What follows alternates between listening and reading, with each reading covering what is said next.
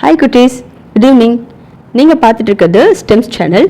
இன்றைக்கி நம்ம காவல்காரர் அப்படின்னு ஒரு தமிழ் போயம் பார்க்கலாமா? காவல்காரரா? இது என்ன சோழ கொல்ல பொம்மை? இவரா காவல்காரர்? பார்க்கலாமா? இந்த பாடல் பேர் காவல்காரர். சட்டை மேலே கோட்டு மாட்டி, சரிகை போட்டு வேட்டி கட்டி, நட்ட நடுவே தோட்டம் தன்னில் ராஜா போல நின்றிருந்தார். நம்ம வீட்டில் அப்பா மாமா இவங்கெல்லாம் ஃபங்க்ஷன் போனாங்கன்னா சட்டை போட்டு அதுக்கு மேலே கோட்டு போடுவாங்கள்ல, அதே மாதிரியே சட்டைக்கு மேலே கோட்டு மாட்டி, சரிகை போட்டு வேட்டி கட்டி. சரிகைன்னா என்ன தெரியுமா? அம்மாலாம் புடவை கட்டுவாங்கல்ல, அப்போது அடியில் கோல்டு கலரில் ஒரு பார்டர் வரும்ல, அதுதான் சரிகை. அதே மாதிரி அப்பாலாம் கட்டுற வேஷ்டிலையும் ஒரு சரிகை இருக்குமா. நட்ட நடுவே தோட்டம் தன்னில் ராஜா போலே நின்றிருந்தார். நட்ட நடுவே தோட்டம் தன்னில், ஒரு பெரிய தோட்டம் இருக்கான். அந்த தோட்டத்தில் எல்லா செடிகளுக்கும் நடுவில் ஒரு ராஜா மாதிரி கம்பீரமாக நின்றுட்டு இருந்தாரா. யாரு? சோழ கொல்ல பொம்மை. கிராமத்தில் ஏர்லாம் ஓட்டி நிலத்துல பயிர் வச்சுருப்பாங்கல்ல, சோள பயிர். அந்த நெல் பயிரெல்லாம் அழகாக வளர்ந்து நிற்கும். அந்த நெல் பயிரெல்லாம் காக்கா குருவி இதெல்லாம் அது நல்லா விளைஞ்சு கதிர் முத்தி வர்ற நேரத்தில் அதெல்லாம் கொத்தி சாப்பிட்டுடும். இப்படி காக்காலாம் கொத்தி போட்டுடுச்சுன்னா அந்த விவசாயிக்கு ரொம்ப நஷ்டமாகி போயிடும். அதனால அவங்க என்ன பண்ணுவாங்க, அந்த தோட்டத்துக்கு நடுவில் அந்த காக்கா குருவியெல்லாம் விரட்டுறதுக்கு நல்ல வைக்கோலெல்லாம் நிறைய வச்சு ஒரு பொம்மை மாதிரி ரெடி பண்ணி, அதுக்கு தலையில் ஒரு சட்டியை கவுத்து, அதுக்கு கண் மூக்கு வாயெல்லாம் வரைஞ்சி கை மாதிரி எல்லாம் உருவாக்கி, அதுக்கு ஒரு சட்டை போட்டு பேண்ட்டு போட்டு அந்த இடத்துல நிற்க வச்சுருப்பாங்க. அது எதுக்குன்னா, அந்த சோழ கொல்ல பொம்மை பார்க்கறதுக்கு ஒரு மனுஷன் நிற்கிற மாதிரியே இருக்கும். அப்போது ஒரு மனுஷங்க நிற்கிறாங்க அப்படின்னா எந்த பறவையும் சீக்கிரத்தில் பக்கத்தில் வராது. இப்போ நம்ம படிக்கிற சோழ கொல்லை பொம்மைக்கு சட்டை போட்டு, சட்டைக்கு மேலே கோட்டு போட்டு, சரிகை வேட்டி கட்டி, நடுக்காட்டில் நடுவில் ஒரு ராஜா மாதிரி நிற்க வச்சுருக்காங்களாம். எப்படி நிற்க வச்சுருக்காங்களா? வேஷ்டி சட்டை கோட்டெல்லாம் போட்டு ராஜா மாதிரி நிற்க வச்சுருக்காங்களாம். திரும்ப ஒரு தடவை படிக்கலாமா? சட்டை மேலே கோட்டு மாட்டி, சரிகை போட்ட வேட்டி கட்டி, நட்ட நடுவே தோட்டம் தன்னில் ராஜா போல நின்றிருந்தார். சட்டை மேலே கோட்டு மாட்டி, சரிகை போட்ட வேட்டி கட்டி, நட்ட நடுவே தோட்டம் தன்னில் ராஜா போலே நின்றிருந்தார். முதல் 4 வரிகள் நல்லா படிச்சிட்டோம். இப்போ அடுத்த 4 வரிக்கு போகலாமா? இரவும் பகலும் தூங்கிடாமல், இங்கும் அங்கும் நகர்ந்திடாமல், பெருமையோடு காவல் காப்பார் பேரில்லாத காவல்காரர். இப்போது ஒரு ஆளை கொண்டு ஒரு இடத்துல உட்கார வச்சோம்னா அவர் அப்படி இப்படி அசையாமல் எழுந்து அங்கே எங்கே போகாமல் ஒரே இடத்துல உட்காருவாரா? உட்கார மாட்டார்ல. இப்போ நம்மளே கொண்டு போய் அம்மா ஒரு சேரில் உட்காரு, கொஞ்ச நேரம் அமைதியாக இரு அப்படின்னு சொன்னால் நம்ம இருப்போமா? கொஞ்சம் டிவி எடுத்து பார்க்கலாமா, இல்லை ஒரு பொம்மை எடுத்து விளையாடலாமா, நோட்டில் ஏதாவது ட்ராயிங் பண்ணலாமா அப்படின்னு ஒரு இடத்துல உட்காராமல் நம்ம எதையாவது பண்ணுவோம்ல. ஆனால் இந்த சோழ கொல்லை பொம்மை, அதாவது இந்த சோளக்காட்டு பொம்மை என்ன பண்ணுன்னா, ராத்திரி ஆனாலும் சரி பகலானாலும் சரி தூங்கவே தூங்காதான். அப்படியே சட்டியில் கண் வரைஞ்சி வச்சுருப்பாங்கள்ல, அது முழிச்சு பார்த்தபடி முழிச்சுக்கிட்டே தான் இருக்குமா. அதே மாதிரி இங்கே அங்கே எங்கேயும் நகர்ந்து போவாதான். அது எங்கே வச்சாங்களோ அங்கேயே தான் இருக்குமா. ஒரு போலீஸ்மேன் எப்படி ரொம்ப ப்ரௌடாக ஃபீல் பண்ணி நம்மளெல்லாம் ப்ரொடெக்ட் பண்ணுறாருல, அது மாதிரி அந்த பயிர்களெல்லாம் காக்கா பறவை குருவிக்கிட்டலாம் இருந்து அந்த சோளக்காட்டு பொம்மை பாதுகாத்து நிற்குதான். ஆனால் அந்த சோளக்காட்டு பொம்மைக்கு பேர் மட்டும் கிடையாதான், பேர் இல்லாத காவல்காரராம். இப்போ திரும்ப ரீட் பண்ணலாமா? இரவும் பகலும் தூங்கிடாமல், எங்கும் அங்கும் நகர்ந்திடாமல், பெருமையோடு காவல் காப்பார் பேரில்லாத காவல்காரர். இப்போ நீங்களும் கூட சேர்ந்து படிக்கிறீங்களா? இரவும் பகலும் தூங்கிடாமல், இங்கும் அங்கும் நகர்ந்திடாமல், பெருமையோடு காவல் காப்பார் பேரில்லாத காவல்காரர். Wow, 8 lines படிச்சிட்டிங்களா? ஒரு தடவை சொல்லி பார்க்கலாமா? சட்டை மேலே கோட்டு மாட்டி, சரிகை போட்ட வேட்டி கட்டி, நட்ட நடுவே தோட்டம் தன்னில் ராஜா போலே நின்றிருந்தார். இரவும் பகலும் தூங்கிடாமல், இங்கும் அங்கும் நகர்ந்திடாமல், பெருமையோடு காவல் காப்பார் பேரில்லாத காவல்காரர். வாவ், சூப்பர் கிட்ஸ், 8 லைன்ஸும் படிச்சிட்டிங்களே, சூப்பர், கிளாப் பண்ணிக்கோங்க. இப்போ அடுத்த 4 வரிகள் பார்க்கலாமா? காக்கை குருவி அங்கே வந்தால், காவற்காரர் நிற்க கண்டு, சீக்கிரத்தில் வந்த வழியே திரும்பி ஓடும் பயந்து கொண்டு. காக்கா குருவியெல்லாம் ஆசையாக அந்த சோளக்கதிர் நெற்கதிரெல்லாம் சாப்பிட்லாம் அப்படின்னு கிட்ட வந்தால் அங்கே ஒரு காவல்காரர் நிற்கிறத பார்த்துட்டு அச்சோ அங்கே ஒரு போலீஸ்மேன் நிற்கிறாருப்பா, நம்ம போனால் நம்மளை அப்படியே பிடிச்சிக்குவாரு அப்படின்னு சொல்லிட்டு எவ்வளோ வேகமாக பறந்து வந்தாங்களோ அதே வேகத்திலேயே பயந்துட்டு அச்சோ நம்ம எஸ்கேப் ஆயிடலாம்ப்பா அப்படின்னு சொல்லிட்டு ஒரே ஓட்டமாக பிடிச்சி பறந்து போயிடுறாங்களாம். சரி, இந்த காவல்காரர் அப்படியே நிற்கிறாரு, அவருக்கு எதுவுமே ஆகாதா? இப்போ அடுத்த 4 லைனில் பார்க்கலாமா? காற்று பலமாய் அடித்ததாலே கனத்த மழையும் பெய்ததாலே நேர்த்தியான அவரின் உடைகள் நித்தம் கிழிந்து வந்ததையோ.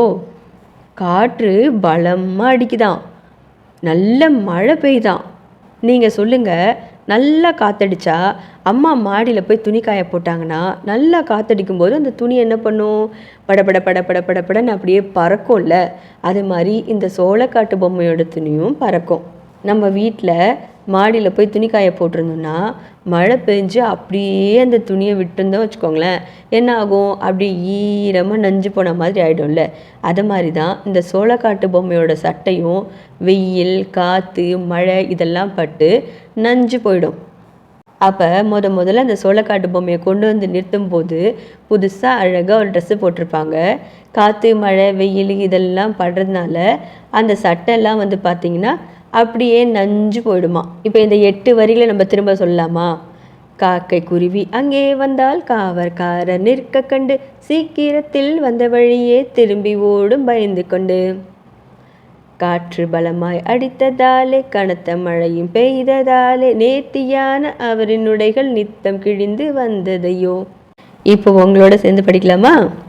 காக்கை குருவி அங்கே வந்தால் காவல்காரர் நிற்க கண்டு சீக்கிரத்தில் வந்த வழியே திரும்பி ஓடும் பயந்து கொண்டு.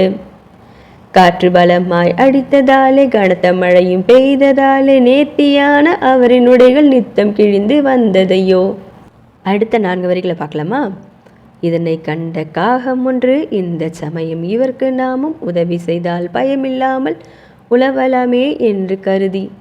ஒரு காக்கா இந்த சோளக்காட்டு பொம்மையை பார்த்துச்சான். இதை பார்த்துட்டு நம்ம எப்படியாவது இந்த சோளக்காட்டு பொம்மைக்கு ஏதாவது நம்ம உதவி பண்ணோம்னா அந்த காவல்காரர் வந்து நம்மளை எதுவுமே பண்ண மாட்டார், நம்மளுக்கு ஹெல்ப் பண்ண காக்கா தானே, நம்மளை ஃப்ரீயாக சுற்ற விட்டுருவார், நம்ம நல்லா சோளக்கதிரெல்லாம் சாப்பிட்லாம் அப்படின்னு பிளான் பண்ணிவிட்டு அருகில் உள்ள வீட்டுக்குள்ளே யாருமில்லா வேலை சென்று கருப்பு கோட்டு வெள்ளை சட்டை கட்டிக்கொள்ள சரிகை வேட்டி.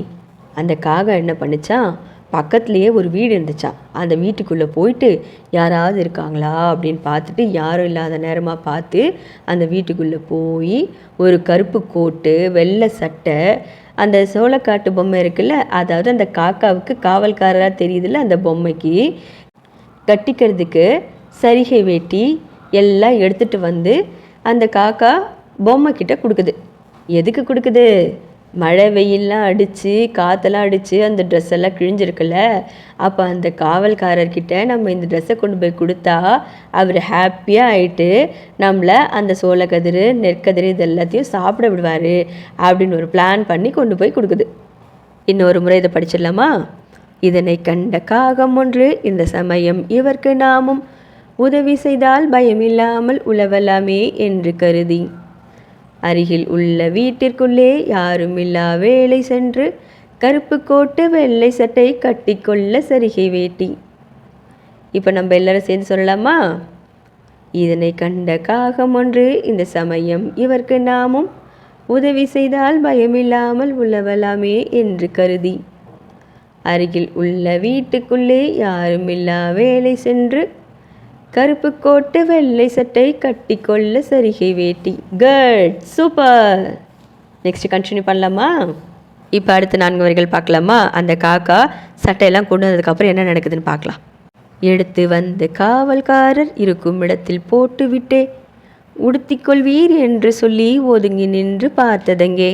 எடுத்துகிட்டு வந்த கோட்டு சட்டை சரிகை வேட்டி இதெல்லாம் அவர் பக்கத்தில் போட்டுட்டு அந்த காவல்காரர்கிட்ட இதெல்லாம் எடுத்து போட்டுக்கோங்க அப்படின்னு சொல்லிட்டு ஒரு ஓரமாக போய் நிற்கிதான். அந்த சோளக்காட்டு காவல்காரர் பொம்மை என்ன பண்ணுச்சுன்னா அந்த சட்டையெல்லாம் அந்த பழைய சட்டையெல்லாம் கழட்டி கீழே போடலையா, ரொம்ப இன்ட்ரெஸ்டோடு இப்போது உங்களுக்கு வீட்டில் ஒரு புது ட்ரெஸ் எடுத்து கொடுத்தாங்கன்னா உங்களுக்கு எப்படி இருக்கும்? நம்ம ஆல்ரெடி போட்டுட்ருக்க ட்ரெஸ்ஸை சேஞ்ச் பண்ணிட்டு உடனே அந்த புது ட்ரெஸ்ஸை போட்டு பார்க்கணும்ல, நம்மளுக்கு எப்படி இருக்குது, சூப்பராக இருக்கா, இந்த கலர் நம்மளுக்கு நல்லா இருக்கா அப்படின்னு சொல்லி போட்டு பார்ப்போம்ல. அந்த மாதிரி அந்த சோளக்காட்டு பொம்மை எதுவுமே பண்ணலையாம். அப்படியே அதே இடத்துலையே அந்த சட்டை, கோட்டு, வேட்டி எல்லாம் அங்கேயே இருந்துச்சான். அது எடுத்து போட்டுக்கவும் இல்லையா, அசையவும் இல்லையா. இப்போ ஒரு முறை படிக்கலாமா? நான் படிக்கும்போது நீங்கள் குட் பாய்ஸாக குட் கேர்ள்ஸாக என்ன பண்ணுவீங்களாம், அப்படியே அந்த லைனில் கை வச்சு அப்படி கூடவே படிச்சுட்டு வருவீங்களாம்.